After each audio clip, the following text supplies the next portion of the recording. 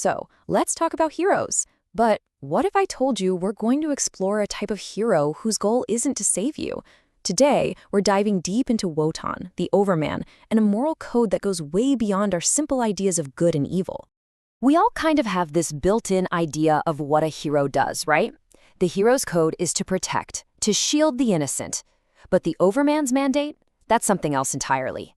It's not about protection, it's about challenge. The goal isn't to keep humanity safe, but to force it to become stronger. And that one difference, that conflict, that's the key to this whole thing. So, let's get into what this really means. We're talking about a new kind of morality. And Wotan isn't just some character who follows it, he is it. The source material calls him a philosophical thesis made flesh, which basically means he's a walking, talking, radical idea. And here's the name for that idea: post-human morality. The first thing you've got to do is just throw out your entire concept of good and evil. Those words don't apply here. This is a morality defined by something else, by the terrible freedom of self-overcoming. It's this relentless, even brutal, drive to constantly grow beyond your own limits. So, naturally, the first question that pops into our heads when we see a being this powerful is, okay, which one is he? Is he a hero? A villain? We want to put him in a box. Is he one of the good guys or one of the bad guys? And the answer is, it's the wrong question. The whole premise is just flawed from the start. For a being operating on this level, our human labels are completely meaningless. They just don't stick. It's like asking if an earthquake is evil. It's not evil. It's just a force of nature. It just is. Okay, so if he's not good or evil, what does this morality actually look like in practice? Well, it all comes down to that core idea we started with, the shift from saving people to forcing them to surpass themselves. Let's paint a picture.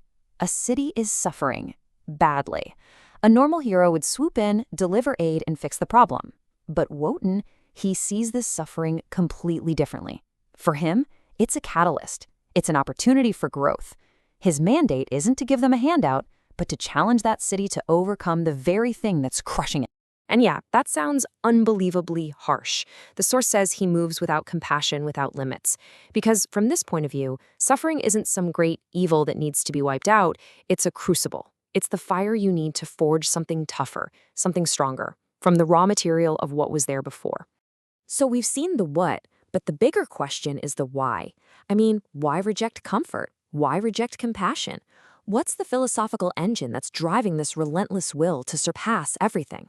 Well, it really boils down to a total rejection of what some philosophers have called slave morality.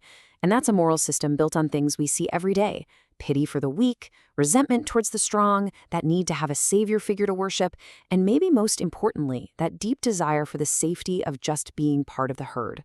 This whole idea is so alien to our way of thinking that it actually becomes a cosmic wager in the story.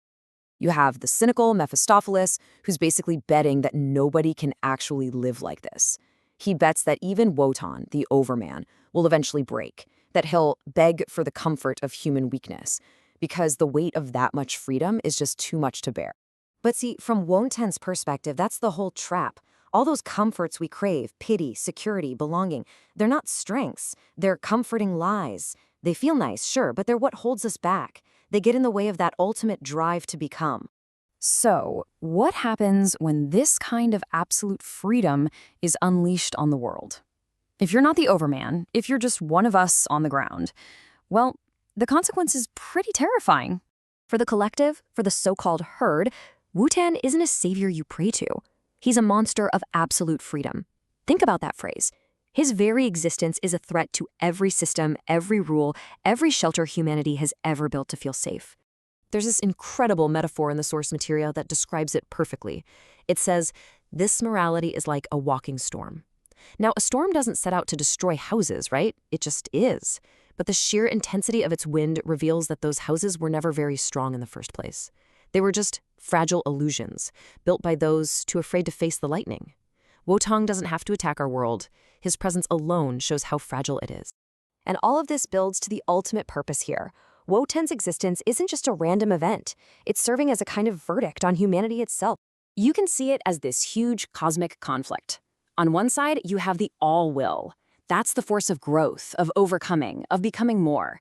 And on the other side, you have the spirit who denies. That's the force of stagnation, the little voice that tells you to just seek comfort, to stay safe, to never change. And so, in this ongoing battle, every single thing Woden does acts as a thunderous verdict. It's a judgment against the idea of the last man, that person who has finally totally chosen comfort over the painful, difficult, but necessary path of growth. Which leaves us with a final, really profound question that kind of sums it all up. At the end of the day, what's more valuable? The safe, fragile house that we build to protect ourselves, or the terrifying, powerful lightning that reveals it was all just an illusion to begin with? Something to think about.